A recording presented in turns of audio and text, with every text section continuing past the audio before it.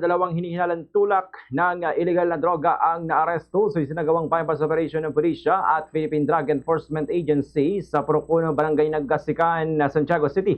Ang mga sospek ay tinagos sa mga alias na Ray, 38 taong gulang, tsuper at residente ng Tiago Isabela, at si alias Bu, 28-year-old merchandiser at residente naman ng Solano, Nueva Vizcaya. Ayon sa pulisya, pinangunahan ng SDU PS4 kasama ang SCPO at maging ang Quirino PPO at PDEA Region 2. Ang operasyon na nagresulta naman sa pagkakaresto ng mga sospek na kumpiska sa operasyon ng isang heat sealed plastic sachet na naglalaman ng hinihinalang shabu na may timbang na tinatayang sa 0.7 grams at may standard drug price na 4,426 pesos.